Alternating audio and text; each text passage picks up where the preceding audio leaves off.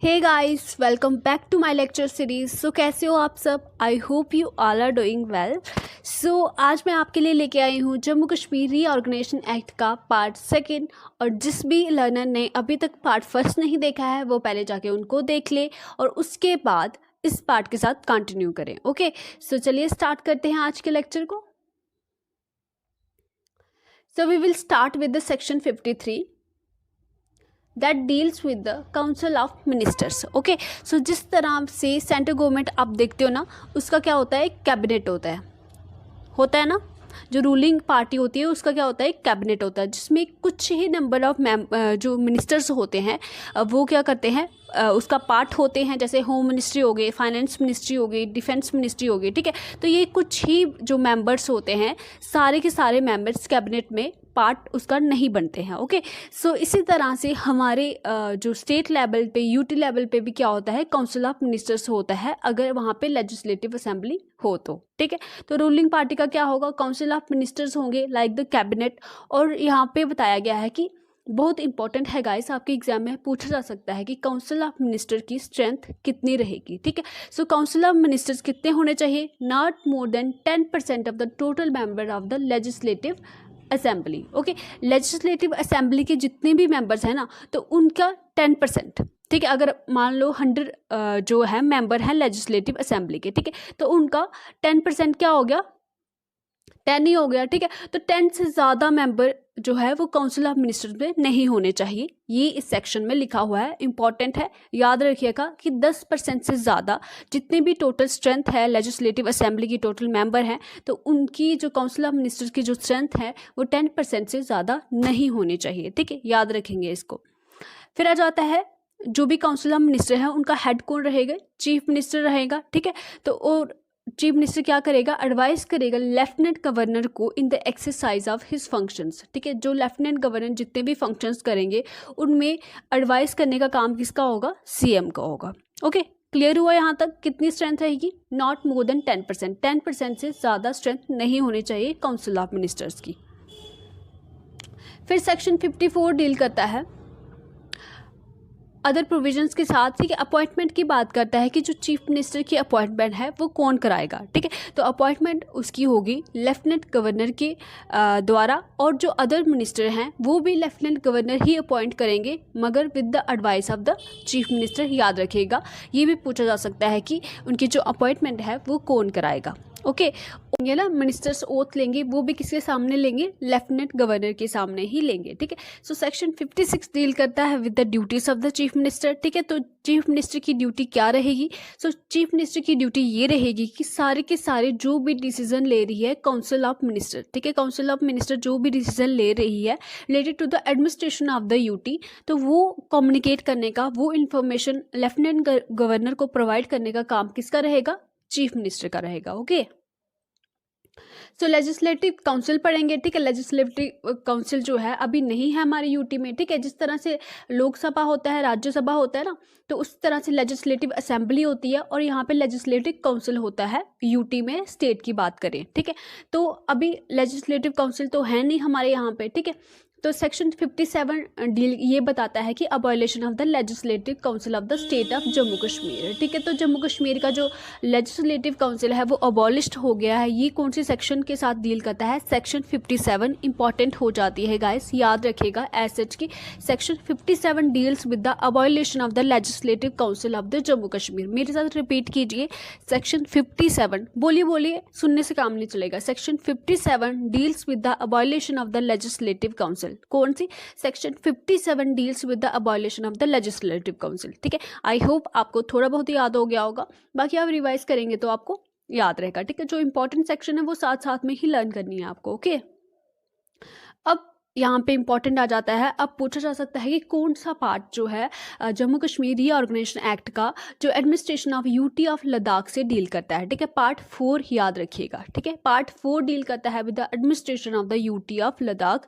ये आपको ऐसे याद रखना है। पूछा जा सकता है अलग हो गया मगर भाई तो अपना ही है। ठीक है, भाई दूसरे घर में बेशक रह रहा है मगर भाई तो अपना ही है ना, तो इस तरह से इसको भी याद रखेंगे। आप देखते हैं एग्जाम में लद्दाख के रिलेटेड भी क्वेश्चंस पूछे जाते हैं, तो स्किप मत करिएगा लद्दाख का पार्ट। तो सेक्शन 58 डील करता है appointment of the lieutenant governor of UT of Ladakh, ठीक है। तो जो lieutenant governor UT of Ladakh के लिए जो अपॉइंट होंगे वो किस सेक्शन में दिया हुआ है, सेक्शन 58 में दिया हुआ है, ठीक है। तो लद्दाख यहाँ पे लिखा हुआ है Ladakh will be administered by the president through a lieutenant governor, ठीक है। तो प्रेसिडेंट एडमिनिस्टर करेंगे, मगर किसके द्वारा करेंगे, लेफ्टिनेंट गवर्नर के द्वारा करेंगे, जो कि अंडर आर्टिकल 239 अपॉइंट होंगे। ओके, सो आर्टिकल 239 के under lieutenant governor of the UT of Ladakh appoint होंगे। ओके, सो नेक्स्ट आता है कि अंडर आर्टिकल 240, ठीक है, अंडर आर्टिकल 240 प्रेसिडेंट क्या कर सकते हैं, ऐसी रेगुलेशंस बना सकते हैं जो पीस के लिए हैं, प्रोग्रेस के लिए हैं, गुड गवर्नमेंट ऑफ लद्दाख के लिए हैं, ठीक है। जो आर्टिकल 240 ऑफ द कॉन्स्टिट्यूशन, उसके अंदर प्रेसिडेंट को ये पावर है कि वो इनके रिलेटेड कुछ रेगुलेशंस बना सकते हैं लद्दाख के लिए। Okay, clear. नेक्स्ट पढ़ेंगे लेफ्टिनेंट गवर्नर। अब बात आती है कि अब लेफ्टिनेंट गवर्नर अकेले तो काम नहीं कर सकते इतने बड़े यूटी लद्दाख में, ठीक है। तो अब क्या लेफ्टिनेंट गवर्नर को, अब वहाँ पे सीएम तो है नहीं, बिकॉज वहाँ पे लेजिस्लेटिव असेंबली ही नहीं है, तो सीएम कहाँ से होंगे, ठीक है। तो काउंसिल ऑफ मिनिस्टर्स वगैरह कोई भी नहीं है, तो उनको हेल्प कौन करेगा, ठीक है। उनको लेफ्टिनेंट गवर्नर को हेल्प कौन करेगा, सारी इन्फॉर्मेशन कौन प्रोवाइड करेगा, तो इनको प्रोवाइड करेंगे एडवाइज़र, ठीक है। लेफ्टिनेंट गवर्नर की कुछ एडवाइज़र जो कि सेंट्रल गवर्नमेंट अपॉइंट करेगी, वो उनको असिस्ट करेंगे इन हिज फंक्शनिंग, ठीक है। जितने भी फंक्शनिंग वो प्रोवाइड करेंगे, परफॉर्म करेंगे, तो उनको कौन हेल्प करेगा, advisers appointed by the central government.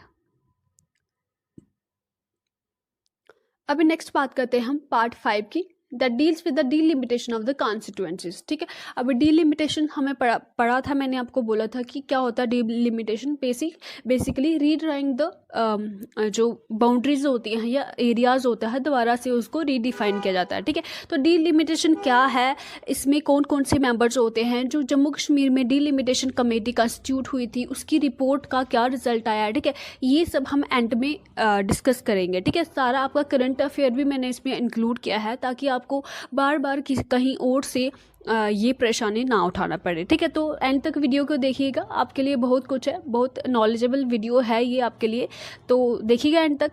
चलिए सेक्शन 59 पढ़ेंगे अभी हम। सो सेक्शन 59 में बेसिकली कुछ डेफिनेशंस हैं, जैसे कि डीलिमिटेशन कमीशन का मतलब बताया हुआ है यहाँ पे जम्मू कश्मीर रीऑर्गेनाइजेशन एक्ट में। तो इसका मतलब बताया हुआ है कि डीलिमिटेशन कमीशन का वही मतलब है जो कि under section 3 of the delimitation act 2002 constitute हुआ था, ठीक है। तो delimitation commission means the delimitation commission constituted under section 3 of the delimitation act of 2002। Okay, so ये कौन से एक्ट से कंस्टिट्यूट हुआ था, बना था 2002 के डीलिमिटेशन एक्ट से। ओके, नेक्स्ट हम बात करते हैं, ये इंपॉर्टेंट हो जाता है कि इलेक्शन कमीशन कौन से आर्टिकल के अंदर आता है, ठीक है। तो article 324 of the constitution of India election commission का जो वहाँ पे प्रोविजन दिया हुआ है। Okay, so election commission means election commission appointed by the president under article 324, याद रखिएगा।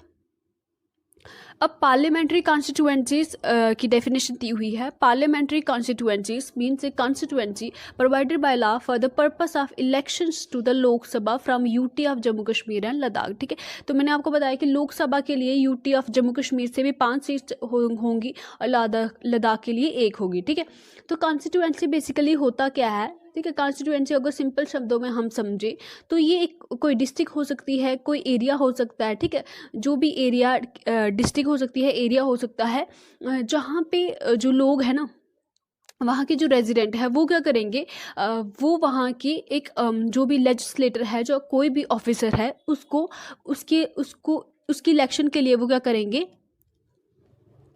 वोट करेंगे या उसको इलेक्ट करेंगे, ठीक है। एक पर्टिकुलर एरिया जहाँ का एक ऑफिशियल चुना जाएगा उस कॉन्स्टिट्यूएंसी के द्वारा, उस एरिया के द्वारा और उसके लोगों के द्वारा, ठीक है। तो कॉन्स्टिट्यूएंसी मीन्स ए डिस्ट्रिक्ट जहाँ पे उसके जो रेजिडेंट्स हैं वो एक ऑफिशियल को चुनेंगे या एक लेजिस्लेटर को अपॉइंट करेंगे, इलेक्ट करेंगे बेसिकली, ठीक है। उसके लिए वोटिंग करेंगे, तो वो मतलब हो गया कॉन्स्टिट्यूएंसी का, ठीक है।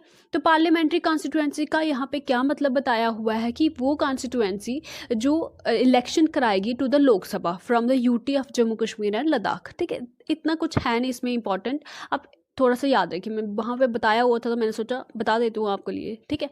तो असेंबली कॉन्स्टिट्यूएंसी, ठीक है, एक पार्लियामेंट्री कॉन्स्टिट्यूएंसी हो गई, एक असेंबली कॉन्स्टिट्यूएंसी होगी, ठीक है। असेंबली मतलब जो यूटी के लेवल पे होगी, ठीक है। यहाँ पे दिया भी हुआ है, means a constituency provided by law for the purpose of election to the legislative assembly, ठीक है। अब वो वाला एरिया, वो वाले लोग, ठीक है, एरिया और उसके लोग जो लेजिस्लेटिव असेंबली के मेंबर चुनेंगे ना, तो उसको हम असेंबली कॉन्स्टिट्यूएंसी बोलेंगे, ओके।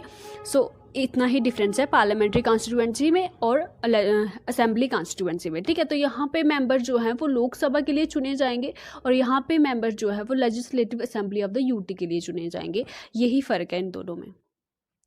अब सेक्शन 60 डील करता है विद, ये इंपॉर्टेंट हो जाता है गाइस यहाँ पे, कि डीलिमिटेशन ऑफ द कॉन्स्टिट्यूएंसीज। देखिए पहले तो मैंने आपको बताया था कितनी सीट्स होंगी, 107 सीट्स होंगी, जिसमें से 24 सीट्स वेकेंट रहेंगी पॉक के लिए, ठीक है, इतना बताया था मैंने। अब यहाँ पे बोला है कि जब डीलिमिटेशन हो जाएगी ना कॉन्स्टिट्यूएंसीज की, तो उसके बाद जो मैंने आपको बताया था कि सेक्शन 14 में जो बताया था कि 107 सीट्स होंगी, ठीक है। अगर आप सब सेक्शन 3 सेक्शन 14 का जो देखेंगे, जो मैंने पढ़ाया हुआ था, वहाँ पे बोला था कि 107 सीट्स होंगी, ठीक है। तो उसके बाद ये number of seats Jammu Kashmir में है जो इंक्रीज़ होने कितनी बताई गई हैं कि ये कितनी इंक्रीज़ होंगी, तो 107 से 114 इंक्रीज़ होंगी, याद रखिएगा, इंपॉर्टेंट है। तो कितनी सीट्स इंक्रीज़ होंगी, 107 से 114, ओके। अब सेक्शन 61 डील करता है with the power of election commission to maintain delimitation order up to date, ठीक है। अब जो भी डिलिमिटेशन की जो भी रिपोर्ट है, ठीक है, उसको एक सेकेंड गाइस, उसमें जो भी एरर्स हैं या जो भी उसमें अपडेशन करनी है, तो उसका काम किसका रहेगा, इलेक्शन कमीशन का रहेगा, ठीक है। तो ये सेक्शन 61 है, इंपॉर्टेंट नहीं है, बस आपके इन्फॉर्मेशन के लिए, जो मैं इंपॉर्टेंट है वो मैं आपको साथ साथ में बताती जा रही हूँ। So next part is part 6, that is important, scheduled castes and scheduled tribes, ठीक है। किसके साथ डील करता है, शेड्यूल्ड कास्ट्स और शेड्यूल्ड ट्राइब्स के साथ, ठीक है। ये वाला डाटा आप चाहे लर्न करो या ना करो, इंपॉर्टेंट नहीं है, मगर आपको ये याद रखना है कि पार्ट 6 डील करता है with scheduled castes and scheduled tribes के साथ, ठीक है। अगर मैं आप देखो कि मैंने आपको सेक्शन 14 सब सेक्शन 3 में पढ़ाया था, reservation of the SCs and STs in the legislative assembly, ठीक है। तो जब भी आपको सेक्शन सब सेक्शन 6 दिखेगा या पार्ट 6 दिखेगा और आपके एग्जाम में पूछा जाएगा, तो आप वहाँ पे सीधे याद रखोगे ये शेड्यूल कास्ट और शेड्यूल ट्राइब से जो है वो डील करता है, ठीक है। पार्ट 6 या सब सेक्शन 6 वो किसके साथ डील करता है, शेड्यूल कास्ट और शेड्यूल ट्राइब से, ठीक है। तो S से 6, ठीक है, S से 6 और S से ही SC और STs, ठीक है। तो इस तरह से थोड़ा याद रहे। तो नेक्स्ट हम बात करेंगे पार्ट 7 की, that deals with the miscellaneous and transitional provisions, okay. So यहाँ पे कुछ इंपॉर्टेंट कंसेप्ट आ जाते हैं, दैट इज सेक्शन 67 डील करता है with the consolidated fund of the UT of Jammu Kashmir, and section 68 deal करता है with the public account of the UT of Jammu Kashmir, and 69 deal करता है with the contingency fund of the UT of Jammu Kashmir, ठीक है। तो अब आप मुझे बताइए, ये तीनों की तीनों पढ़ाऊँ या आगे चली जाऊँ। देखो राइमिंग बन गई कि पढ़ाऊँ या आगे चली जाऊँ, ठीक है। तो आप बताओ, पढ़ाऊँ या खुद से पढ़ लोगे, कंसोलिडेटेड फंड क्या होता है, पब्लिक अकाउंट क्या होता है, कंटिजेंसी फंड क्या होता है, ठीक है। चलो पढ़ा देती हूँ, ठीक है। तो देखिए 3 तरह के अकाउंट होते हैं, चाहे वो सेंट्रल गवर्नमेंट हो चाहे वो स्टेट गवर्नमेंट हो, तो उसके पास कितने अकाउंट्स होते हैं, 3 तरह के होते हैं। एक कंसोलिडेटेड फंड हो गया, ठीक है, एक पब्लिक अकाउंट हो गया, एक कंटिजेंसी फंड हो गया, ठीक है। सो पहले हम पढ़ेंगे कंसोलिडेटेड फंड, ठीक है। तो कंसोलिडेटेड फंड में क्या होता है, जितने भी रेवेन्यूज़ आते हैं गवर्नमेंट के, ठीक है, जितने भी रेवेन्यूज़ आते कलेक्ट करता है गवर्नमेंट, चाहे वो टैक्स के रिलेटेड हो चाहे वो नॉन टैक्स के रिलेटेड हो, ठीक है। तो जहाँ तो लोन ले रही हो गवर्नमेंट, ठीक है, जो भी लोन ले रही है गवर्नमेंट या गवर्नमेंट ने जिसको लोन दिया है वो रिसीव हो रहा है, ठीक है। तो वो सारा का सारा जो भी जितना भी पैसा है वो सारे के सारे रिसिप्ट्स कहाँ आएंगे, कंसोलिडेटेड फंड आएंगे, कंसोलिडेटेड फंड आएंगे गवर्नमेंट के कंसोलिडेटेड फंड में आएंगे, ओके। सो ये क्लियर हुआ। और ये बात याद रखना कि जब सेंट्रल लेवल पे जब ठीक है, इस तरह से स्टेट का भी होता है, मैं आपको सेंटर का लेके चलूँगी। सो कंसोलिडेटेड फंड जो सेंट्रल लेवल पे होता है, जितना भी मतलब बजट के लिए पैसा एलोकेट होता है ना, तो वो कहाँ से होता है, कंसोलिडेटेड फंड से ही होता है, ठीक है। मगर अब कंसोलिडेटेड फंड से ठीक है, पैसा जो है वो गवर्नमेंट ऐसे ही निकाल नहीं सकती है। ठीक है, जो अब मैंने आपको कैबिनेट की बात की थी, तो वह अपनी मर्जी से निकाल नहीं सकती है, उसको पार्लियामेंट का अप्रूवल लेना पड़ता है कि इतना पैसा चाहिए और हम कंसोलिडेटेड फंड से निकाल रहे हैं। ठीक है, पार्लियामेंट का अप्रूवल इसके लिए चाहिए होता है कंसोलिडेटेड फंड से पैसा निकालने के लिए। अब नेक्स्ट आ जाता है हमारा कंटिजेंसी फंड। ठीक है, कंसोलिडेटेड पढ़ लिया, कंटिजेंसी फंड अब क्या होता है। ठीक है, तो कंटिजेंसी फंड एक बेसिकली कंसोलिडेटेड फंड का पार्ट ही होता है, या आप याद रखिए इसमें कि जो यहाँ पे कंटिजेंसी फंड में पैसा आता है वो कंसोलिडेटेड फंड से ही दिया जाता है। ठीक है, तो कंटिजेंसी फंड वो पैसा होता है, वो अमाउंट होता है जो हम डिज़ास्टर के लिए रखते हैं। ठीक है, जो भी कैलेमिटी वगैरह आ रही है, जो भी डिज़ास्टर आ रहा है, ठीक है, जो फ्यूचर में आ सकता है, कोई भी अनफॉर्सीन जो भी हमारे इवेंट्स हो सकते हैं फ्यूचर में। ठीक है, जो भी फ्यूचर में हमें प्रॉब्लम्स हो सकती हैं, जो गवर्नमेंट के लेवल पे जो भी डिज़ास्टर, ठीक है, जैसे हमारा पैंडेमिक आया था अभी, ठीक है, जैसे कोरोना वायरस आ गया था। ठीक है, तो अभी किसी को थोड़ी ना पता था कि इतना पैसा खर्च हो जाएगा वैक्सीन्स में, ये सब में। तो वो सारा पैसा कहाँ से जाता है, कंटिजेंसी फंड से जाता है। जैसे देखिए, आपके पास भी पैसे होते हैं, ठीक है, जितने भी आपके घरों में पैसे होते हैं, तो वो सारे के सारे आप खर्च खुद कर देते हो, जितनी भी इनकम आती है। तो कुछ अमाउंट आप क्या करते हो, बचा के रखते हो, ताकि कोई भी बीमार पड़ जाए या कोई भी प्रॉब्लम आ जाए फ्यूचर में, तो उसके साथ डील निकलने के लिए वो वाला पैसा यूज़ होता है, वो आप बना के रखते हो, एक मतलब सेफ्टी मेजर बना के रखते हो। तो वही है कंटिजेंसी फंड। ठीक है, तो उसी तरह से, और कंटिजेंसी फंड में जो पैसा है वो कंसोलिडेटेड फंड से आता है, और कंटिजेंसी फंड से पैसा निकालने के लिए आपको पार्लियामेंट के अप्रूवल की ज़रूरत नहीं पड़ती है।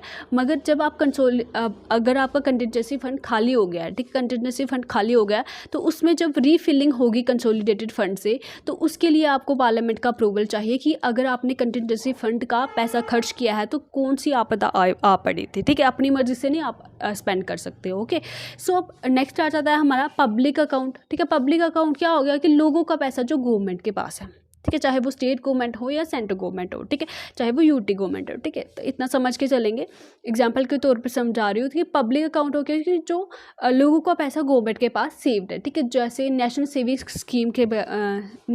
स्कीम्स हो गई। ठीक है, तो उसमें क्या करते हैं, हम अपना पैसा गवर्नमेंट के पास रखते हैं, जमा करा के रखते हैं, जिस तरह हम बैंक्स में रखते हैं। ठीक है, तो जब भी हमें ज़रूरत पड़े हम उसको निकाल भी सकते हैं।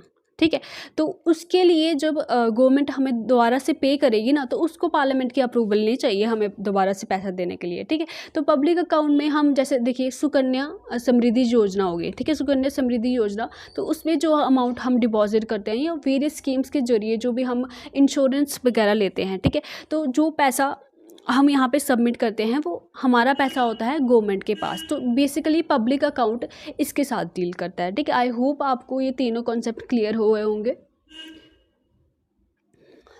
ठीक है, सेक्शन 69 कंटिजेंसी फंड के साथ डील करता है। ठीक है, और 71 डील करता है form of accounts of UT of Jammu Kashmir. ठीक है, तो अकाउंट्स हैं जो जम्मू कश्मीर के shall be kept in such form as the lieutenant governor में after obtaining advice of the controller and auditor general of India prescribe are rules. ठीक है, तो अकाउंट्स जम्मू कश्मीर के उस तरह से रखे जाएंगे जिस तरह से जो कंट्रोलर और ऑडिटर जनरल है इंडिया के, वो प्रिस्क्राइब करेंगे कि इस तरह से रखने हैं, लेफ्टिनेंट गवर्नर को बताएंगे, तो उसी तरह से जम्मू कश्मीर के जो अकाउंट्स हैं वो उस तरह से रखे जाएंगे। ठीक है, अब जो ऑडिट की रिपोर्ट्स आ जाती है, ठीक है, अकाउंट्स की ऑडिटिंग भी करते हैं ना कि किस तरह से पैसा लग रहा है और कहाँ कहाँ पे एक्सपेंडिचर हो रहा है। ठीक है, तो जो रिपोर्ट है ऑडिट की, the reports of the controller and auditor general of India related to the accounts of UT of Jammu Kashmir for any period, किसी भी पीरियड्स के लिए जो रिपोर्ट आएगी वो किसको सबमिट होगी, लेफ्टिनेंट गवर्नर को सबमिट होगी। और वो वाली रिपोर्ट वो कहाँ पे रखेंगे, किसके सामने रखेंगे, लेजिस्लेटिव असेंबली के सामने रखेंगे। मगर अभी हमारे पास लेजिस्लेटिव असेंबली है नहीं, तो अभी वो रिपोर्ट लेफ्टिनेंट गवर्नर के पास ही होगी ऑब्वियसली। ठीक है, तो ऐसे ये प्रोविज़न चलता है कि जो भी वो रिपोर्ट प्रोवाइड करेंगे लेफ्टिनेंट गवर्नर को करेंगे, और वो लेफ्टिनेंट जो लेजिस्लेटिव असेंबली है उसके सामने वो रखेंगे। ओके, सो 73 सेक्शन जो है वो डील करती है provision in case of failure of constitutional machinery. ठीक है, इन केस अगर किसी स्टेट में, या पहले हम अपने यूटी की ही बात करें कि अगर जम्मू कश्मीर में कॉन्स्टिट्यूशनल मशीनरी जो भी लेजिस्लेटिव असेंबली है वो ठीक से वर्क नहीं कर पा रही है, ठीक से नहीं चला पा रही है, तो क्या करेंगे, प्रेसिडेंट क्या करेंगे, on receipt of report from the lieutenant governor. ठीक है, और अगर जो प्रेसिडेंट हैं, अगर वो ऐसी रिपोर्ट रिसीव करते हैं lieutenant governor of the Jammu Kashmir और वो सेटिस्फाई हो जाते हैं कि ये लेजिस्लेटिव असेंबली जो है वो कॉन्स्टिट्यूशन मतलब वो ठीक तरीके से वर्क नहीं कर रही है, जम्मू कश्मीर को नहीं चला पा रही है, तो वो उस केस में क्या करेंगे, उस केस में वो बाय ऑर्डर सस्पेंड करेंगे द ऑपरेशन ऑफ ऑल और any provision of this act by for such period as he think. तो वो क्या कर देंगे, सस्पेंड कर देंगे सारे के सारे ऑपरेशन, किसी एक पर्टिकुलर प्रोविजन के भी कर सकते हैं या सारे की सारी यूटी के भी कर सकते हैं। ओके, बस ये आपकी इन्फॉर्मेशन के लिए, इतना थोड़ा आपकी नॉलेज के लिए मैं यहाँ पे बता रही हूँ। ओके, और फिर वो ऐसे प्रोविजन भी बना सकते हैं जो नेसेसरी है for the administration of the UT of Jammu Kashmir. ठीक है, तो ये प्रेसिडेंट के पास पावर रहेगी। उनको अगर लगेगा कि अच्छे से वहाँ पे जो है गवर्नमेंट नहीं चल पा रही है, तो वो सब ये डिसीज़न ले सकते हैं। ये प्रेसिडेंट की यहाँ पे पावर है। Okay, so part 8 very very important, पूछा जा सकता है कि हाई कोर्ट जो है वो कौन से पार्ट में दिया हुआ है, कौन सी सेक्शन में दिया हुआ है। तो इंपॉर्टेंट हो जाता है कि सेक्शन 75 बताती है कि जो हाई कोर्ट था ना जम्मू कश्मीर का पहले, वो to be the common high court for Jammu Kashmir and Ladakh. ठीक है, अब वो कॉमन हाई कोर्ट रहेगा जम्मू कश्मीर के लिए भी और लद्दाख के लिए वो कॉमन हाई कोर्ट रहेगा। Correct. Next we will study the part 9। ठीक है, पार्ट 9 डील करता है with the advocate general of union territory of Jammu Kashmir. ठीक है, तो ये भी इम्पॉर्टेंट है कि पूछ सकते हैं कि एडवोकेट जनरल के साथ, ठीक है, तो कौन सी जो पार्ट है वो advocate general of Jammu Kashmir जो ड्यूटी है उसके साथ डील करता है। तो सेक्शन 79 जो डील करता है advocate general of UT of Jammu Kashmir. ठीक है, पार्ट 9 है और सेक्शन 79 है। देखिए, पार्ट 9 है और सेक्शन 79 है, वो डील करता है with the advocate general of UT of Jammu Kashmir. तो यहाँ पे अभी दिया हुआ है कि इसको अपॉइंट कौन करेगा, लेफ्टिनेंट गवर्नर अपॉइंट करेंगे। ठीक है, तो एडवोकेट जनरल जो जम्मू कश्मीर के यूटी के होंगे उनको अपॉइंट कौन करेगा, लेफ्टिनेंट गवर्नर करेंगे। और उनकी क्वालिफिकेशन क्या होगी ये हम देख लेते हैं। द लेफ्टिनेंट गवर्नर अपॉइंट करेंगे एक पर्सन जो कि क्वालिफाइड होगा टू बी अपॉइंटेड ए जज of the high court as advocate general of the UT. ठीक है, तो अगर वो हाई कोर्ट का जज बनने के लिए क्वालिफाई होगा ना, मतलब उसकी इतनी क्वालिफिकेशन होगी कि वो हाई कोर्ट किसी भी हाई कोर्ट का जज बन सकता है, तो वो ऐसे पर्सन को लेफ्टिनेंट गवर्नर जो है अपॉइंट कर सकते हैं as advocate general of the UT. याद रखिएगा, इनकी क्वालिफिकेशन भी याद रखिएगा, इंपॉर्टेंट हो जाती है। अब आ जाती है बात फंक्शन की। ठीक है, तो फंक्शन क्या रहेगा एडवोकेट जनरल का। ठीक है, एडवोकेट जनरल की फंक्शन की बात हो रही है ये।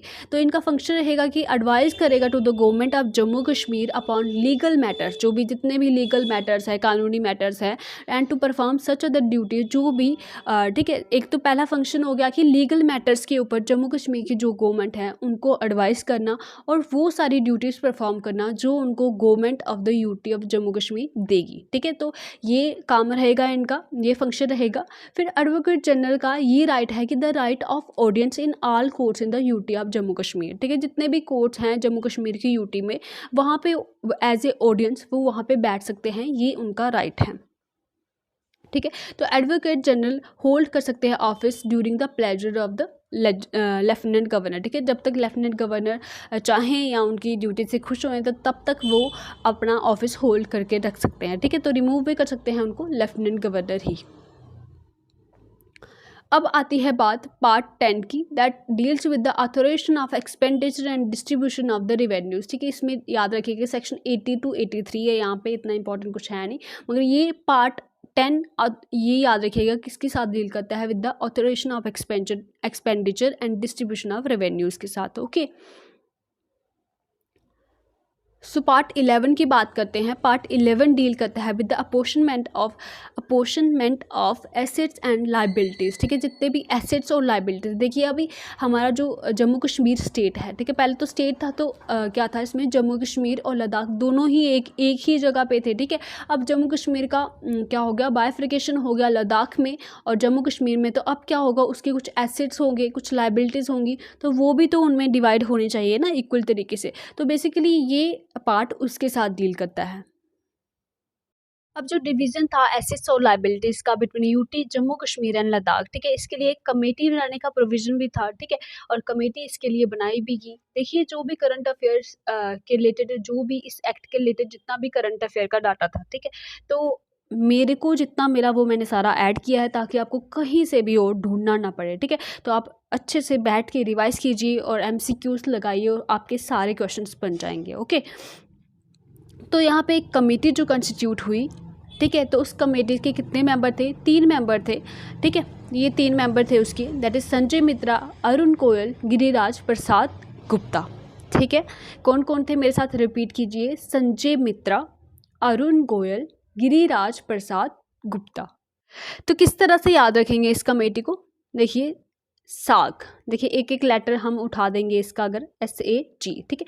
तो अब कमेटी कोई हो रही है, याद रखिए कमेटी हो रही है कोई, तो उसमें क्या परोसा गया? उस कमेटी में कुछ खाने के लिए दिया गया, क्या दिया गया? सरसों का साग दिया गया, ठीक है। सरसों रखिए, कोई भी साग रखिए, अगर आप खाते हो तो, नहीं भी खाते हो तो भी इसको लर्न करने के लिए आप रख सकते हो, दैट इज साग। ऐसे संजय मित्रा जो कि चेयरमैन भी थे इस कमेटी के, याद रखिएगा, अरुण गोयल और गिरिराज प्रसाद गुप्ता। मेरे साथ रिपीट कीजिए, संजय मित्रा, अरुण गोयल, गिरिराज प्रसाद गुप्ता, और संजय मित्रा इसके चेयरमैन रहे।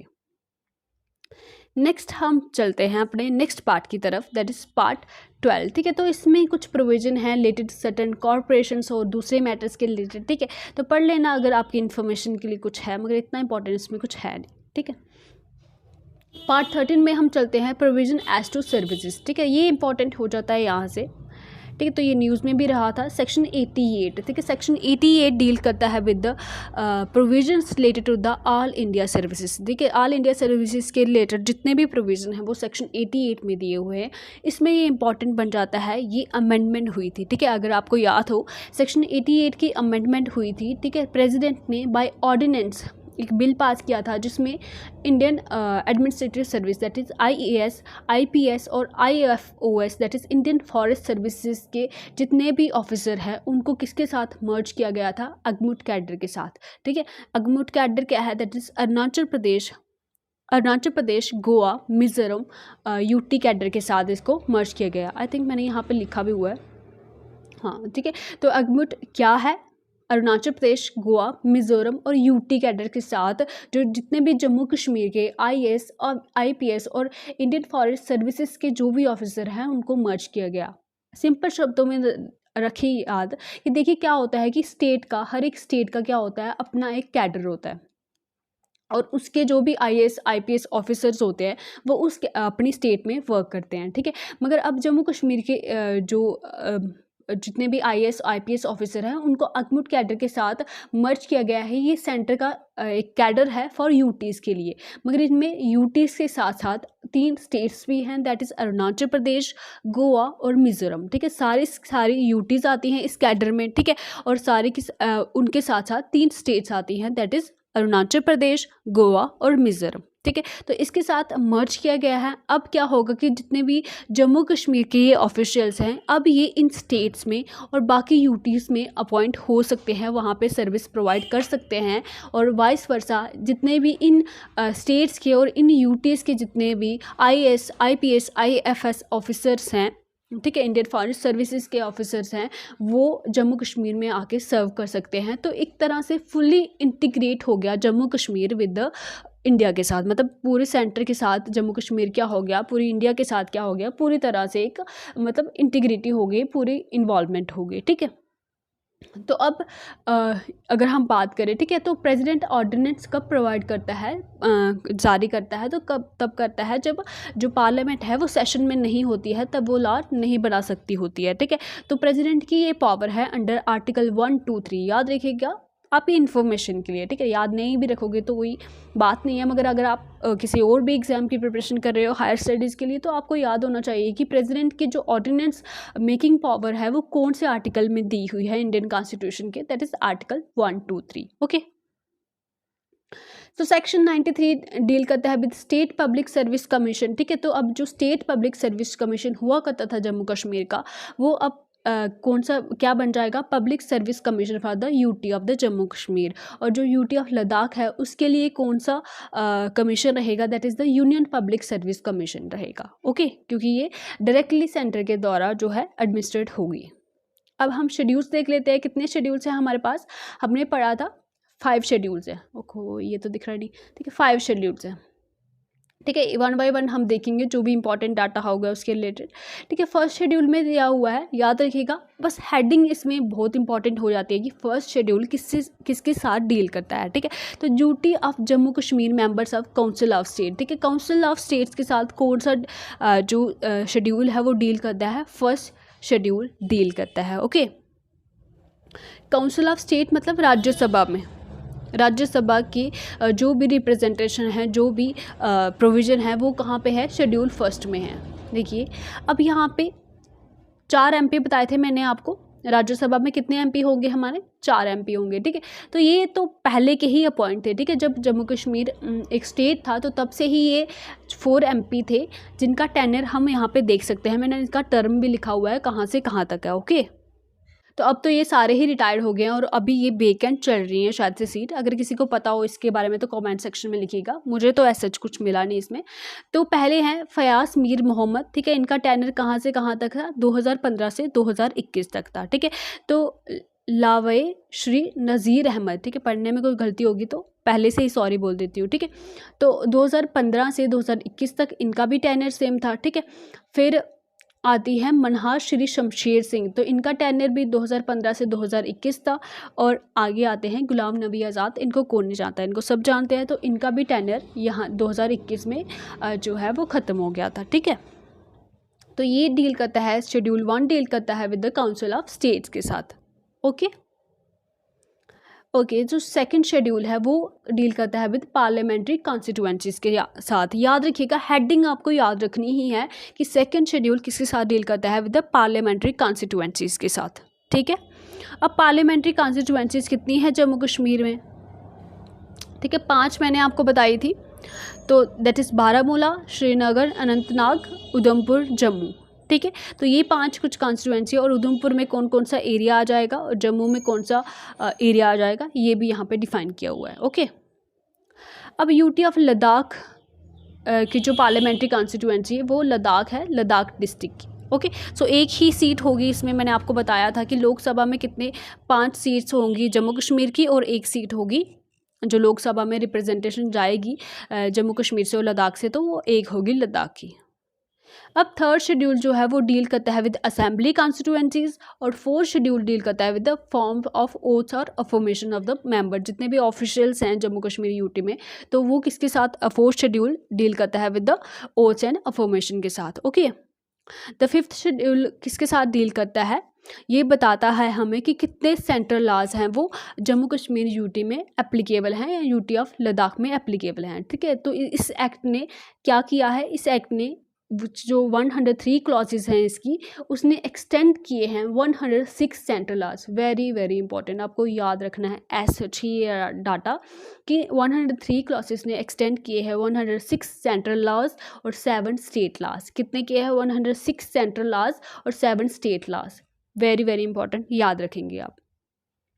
अब यहाँ पे बच्चों को थोड़ी सी कन्फ्यूज़न हो गई थी। ठीक है, तो वहाँ पे मैंने लिखा था कि चीफ आर्किटेक्ट जो आर्टिकल 370 के, वो शेख अब्दुल्ला जी हैं। ठीक है, तो मैंने वहाँ पे कहीं भी नहीं बताया कि उन्होंने वो ड्राफ्ट किया था। ठीक है, ड्राफ्ट बेसिकली उसका पूरा का जो बनाना है वो उन्होंने किया था। मैंने बोला था कि उनका आइडिया वहाँ पे। ठीक है, तो याद रखिएगा, मैंने शायद से कोई प्रीवियस ईयर MCQ या पता नहीं कहीं पे MCQ मैंने देखा था, तो मैंने आपको वो ऐड ऑन करा दिया, क्योंकि वहाँ पे गोपाल स्वामी अयंगर का नाम नहीं था, तो वहाँ पे शेख अब्दुल्ला ही उसका आंसर था। ठीक है, तो मैंने सोचा कि 1 लाइनर में मैं आपको ऐड करा देती हूँ, शायद आपको कभी कोई क्वेश्चन दिखे तो आप कन्फ्यूज़ ना हो जाइए। ठीक है, तो यहाँ पे आप कन्फ्यूज़न दूर करेंगे कि आर्टिकल 370 को ड्राफ्ट तो गोपाल स्वामी अयंगर ने ही किया था। ठीक है, तो अगर आपको अगर आपको कोई MCQ आता है, वहाँ पे चीफ आर्किटेक्ट ऑफ जो आर्टिकल 370 आता है, और वहाँ पे अगर इनका नाम नहीं दिया होता है तो आप शेख अब्दुल्ला मार्क करके आ सकते हैं। मगर इन केस अगर इनका नाम दिया हुआ है तो पहली प्रायोरिटी आप इनको ही देंगे, इसमें कोई कन्फ्यूज़न वाली बात नहीं है। ओके, अब आता है आर्टिकल 370। ठीक है, मैं बता देती हूँ कि आर्टिकल 370 जो था वो कौन से पार्ट में था इंडियन कॉन्स्टिट्यूशन के। दिस इज पार्ट 21 में था। Okay, part 21 of the Indian constitution deal करता था विद आर्टिकल 370, जिसका टाइटल क्या था, that is temporary, transitional and special provisions. Okay, clear हुआ यहाँ तक। ओके। सो अभी तक हमने जितना भी पढ़ा वो एक्ट के रिलेटेड था। एक्ट आपका ख़त्म हो गया है, तो जो भी आपका डीलिमिटेशन के रिलेटेड जितना भी डाटा है, जितना मेरे को मिल पाया है, ठीक है, तो अगर आपको और भी कुछ मिलता है इसके रिलेटेड इंपॉर्टेंट तो आप ऐड ऑन कर सकते हैं, नो इश्यूज़। मगर इतना सफिशेंट है, आई थिंक इतना रिवाइज़ करना, अगर आप इतना भी कर पाओ तो बहुत है। सो लर्नर्स, पहले हम समझ लेंगे अच्छे से कि डीलिमिटेशन होता क्या है। Okay, so delimitation is the act of fixing और रीड्राइंग द लिमिट्स और boundaries of territorial constituencies, assembly के लिए हो या लोकसभा के लिए हो, ठीक है, इन ए कंट्री और in a province having a legislative body as per the election commission. ठीक है, सिंपल से इंग्लिश समझ आ गया कि दोबारा से जो रीडिफाइनिंग होती है बाउंड्रीज़ की, ठीक है, तो होता क्या है बेसिकली कि जब ठीक है, ये प्रोविज़न है हमारे कॉन्स्टिट्यूशन में कि आफ्टर एवरी सेंसस, ठीक है, आप एक डीलिमिटेशन कमीशन कॉन्स्टिट्यूट कर सकते हो, बिकॉज जो पॉपुलेशन है उसका ग्रोथ होता है, अनइवन ग्रोथ होता है, और आपको पता ही है कितना माइग्रेशन होता है रूरल से अर्बन में। तो अब किसी एरिया में तो पॉपुलेशन ज़्यादा हो जाती है, ठीक है, किसी एरिया में पॉपुलेशन कम हो जाती है, तो उसी के रिलेटेड वहाँ पे सीट्स प्रोवाइड की जाएंगी ना, तो उसके लिए बेसिकली ये डीलिमिटेशन किया जाता है। ठीक है, तो पढ़ेंगे सारा हम ध्यान से। अब यहाँ पे देखिए, delimitation exercise carried out by an independent high powered panel known as delimitation commission. देखिए, अगर मैं आपको बात बताऊँ, जो डीलिमिटेशन एक्सरसाइज है वो किसके द्वारा, एक इंडिपेंडेंट हाई पावर्ड पैनल्स के द्वारा की जाती है, जिसको हम डीलिमिटेशन कमीशन बोलते हैं। ठीक है, उसका नाम क्या होता है, डीलिमिटेशन कमीशन। ठीक है, उसके जो ऑर्डर्स हैं have the force of law and can't be questioned by any court. ठीक है, वो एक इंडिपेंडेंट बॉडी है, वो किसी भी सरकार के पक्ष में नहीं होती है। ठीक है, अगर मैं आपको मेंबर्स भी पढ़ाऊंगी आगे, इसमें इलेक्शन कमीशन होता है स्टेट का, इलेक्शन कमीशन जो सेंट्रल लेवल पे होता है इलेक्शन कमिश्नर, और जो रिटायर्ड चीफ जस्टिस होता है एक। ठीक है, तो अगर आप देखोगे सुप्रीम कोर्ट हो गया, इलेक्शन कमीशन हो गया, यूपीएससी हो गया, तो ये हमारे कॉन्स्टिट्यूशन में क्या है, इंडिपेंडेंट बॉडीज़ हैं। ठीक है, तो ये जो डिलिमिटेशन है ये इंडिपेंडेंट बॉडीज़ के द्वारा ही कैरी आउट किया जाता है, और उस जो पैनल बनता है उसको हम बोलते हैं डीलिमिटेशन कमीशन, और उनके ऑर्डर्स को किसी भी कोर्ट में क्वेश्चन नहीं किया जा सकता। ठीक है, तो उनके ऑर्डर को किसी भी कोर्ट में जो वो प्रोवाइड कर देंगे, उनके ऑर्डर को कहीं भी क्वेश्चन नहीं किया जा सकता है। अब आप बात करते हैं कि boundaries are redefined as on basis of its population size based on the last census. ठीक है, अब जो बाउंड्रीज का जो बेसिस रहता है कि किस बेस पे उन बाउंड्रीज को हम रीडिफाइन करेंगे, तो मैंने आपको पहले ही बताया कि पॉपुलेशन साइज भी, उस एरिया का पॉपुलेशन साइज कितना है, और on the basis of last census. जैसे हमारा लास्ट सेंसस कौन सा है, 2011, तो उसके बेसिस पे ये जो बाउंड्रीज हैं वो रीडिफाइन की जाती हैं। ओके, अब यहाँ पे बात आती है डिलिमिटेशन की ज़रूरत क्यों पड़ी। मैंने आपको पहले ही बताया कि अनइवन ग्रोथ हो जाती है पॉपुलेशन की डिफरेंट कॉन्स्टिट्यूएंसीज में। ठीक है, तो माइग्रेशन जो होती रहती है, ठीक है, वो भी वजह है, तो उसकी वजह से टाइम टू टाइम डिलिमिटेशन करना पड़ता है, ताकि एक पर्टिकुलर एरिया को जहाँ पे ज़्यादा, ठीक है, अगर हम यूपी की बात करें तो वहाँ कितनी ज़्यादा पॉपुलेशन, ठीक है, तो उसी की पॉपुलेशन के बेसिस पे वहाँ पर सीट्स प्रोवाइड की जाती है। ठीक है, तो इस तरह से अब जो रिपोर्ट की हम बात करते हैं, that is the interim report of the Jammu Kashmir delimitation commission. ठीक है, अब जम्मू कश्मीर का जो डीलिमिटेशन कमीशन जो एक्सरसाइज है वो स्टार्ट कब हुई थी, जून 2021 में स्टार्ट हुई थी। ठीक है, तो क्योंकि यहाँ पे अब लेजिस्लेटिव असेंबली तो है नहीं, तो अभी गवर्नमेंट को क्या करनी है, इसकी इलेक्शंस करानी है, तो उसके लिए ये टेरिटरीज को रीडिफाइन करेंगे, बिकॉज यहाँ पे बाइफर्केशन हुई है ना, तो उसके लिए यहाँ पे एक जो डीलिमिटेशन कमीशन जम्मू कश्मीर के लिए और नॉर्थ ईस्टर्न स्टेट्स के लिए कॉन्स्टिट्यूट हुआ था बेसिकली, मगर फिर उन स्टेट्स को हटा दिया गया था और फिर सिर्फ यूटी जम्मू कश्मीर के लिए ही इसको कंटिन्यू किया गया था। ठीक है, तो डीलिमिटेशन एक्सरसाइज स्टार्ट हुई थी जून 2021 में। Previous distribution of Jammu Kashmir constituencies को देख लेते हैं, उसके बाद हम रिपोर्ट को डिस्कस करेंगे कि अभी कितनी सीट्स ऐड ऑन की हुई हैं। ठीक है, तो इनिशियली हम बात करें तो पहले कितनी 100 जो सीट्स हैं वो हुआ करती थी जम्मू कश्मीर में, मगर फिर उसके बाद क्या हुआ, ठीक है, उसके बाद 1988 में एक अमेंडमेंट आया। ठीक है, उसके बाद 100 से कितनी सीट्स इंक्रीज़ कर दी गई, 111 सीट्स हो गई।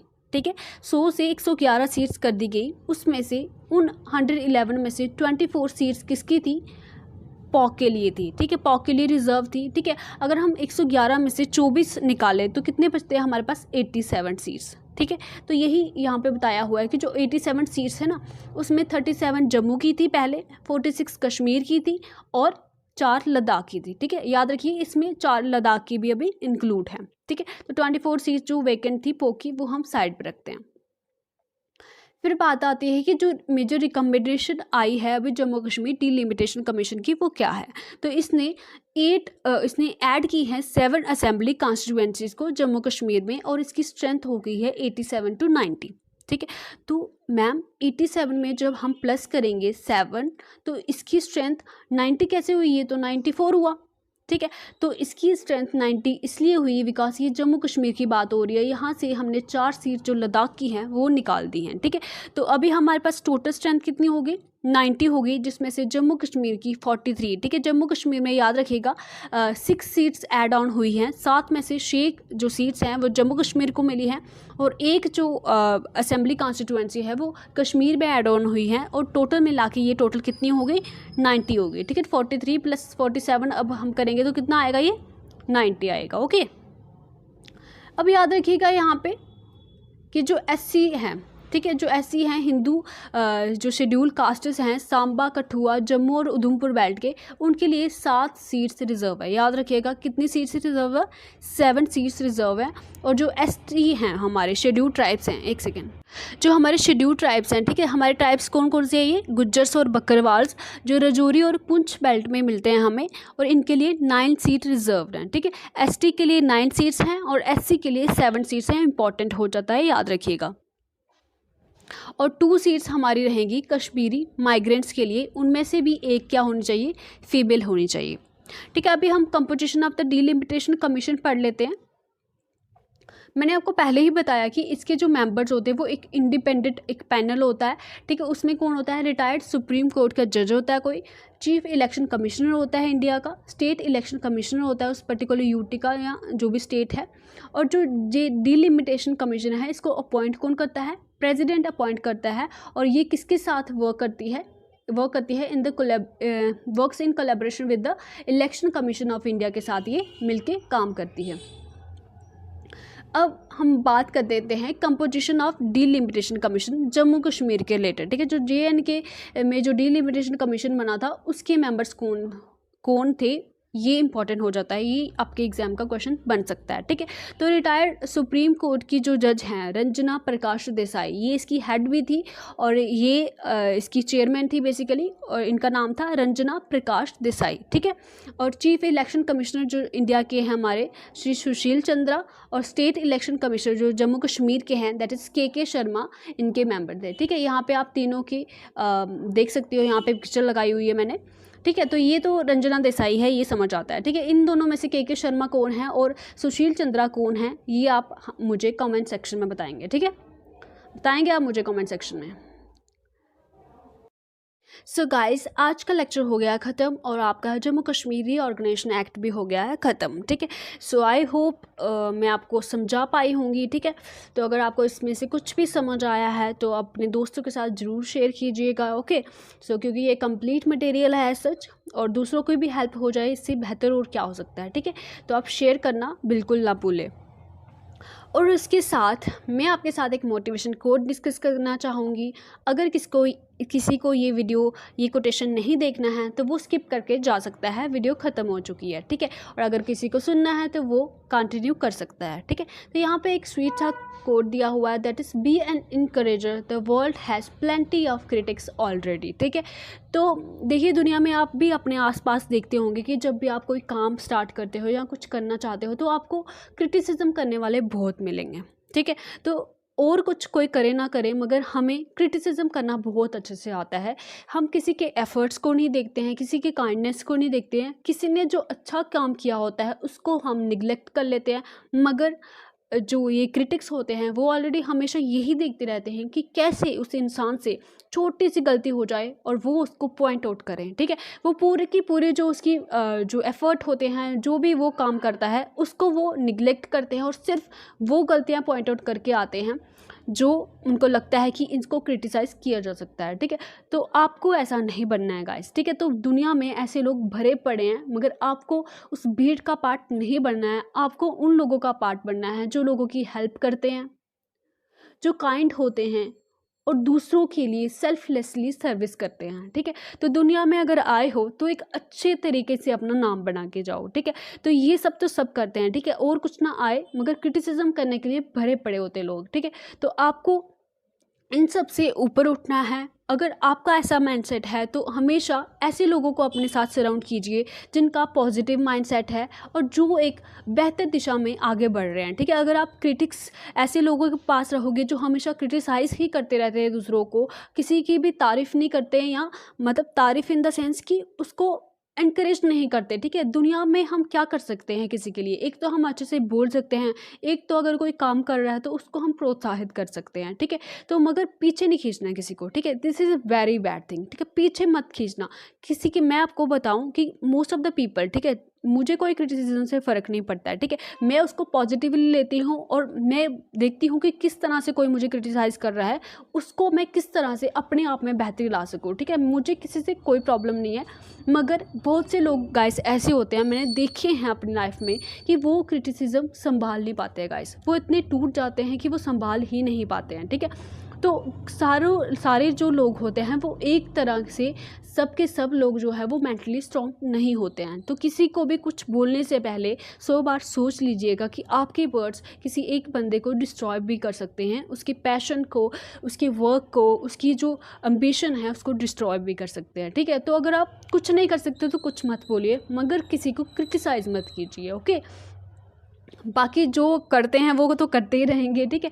तो मेरा काम है सही मार्ग दिखाना अपने लर्नर्स को। एक टीचर का यही काम होता है। वो कहते हैं ना कि फूल का काम होता है, ठीक है। ये फ्लावर की बात हो रही है, दूसरे वाले फूल की बात नहीं हो रही है, ठीक है। तो फ्लावर का काम होता है अपनी खुशबू फैलाते रहना, तो वो फैलाता रहता है चाहे कंडीशन कैसी भी हो, चाहे मौसम कैसा भी हो, ठीक है। तो वो जिसने खुशबू लेनी हो तो वो ले सकता है, जिसने नहीं लेनी हो तो वो आगे बढ़ सकता है, ओके। सो बाकी आप खुश रहिए, खुशियाँ बांटते रहिए और पढ़ते रहिए, okay. Bye bye, take care.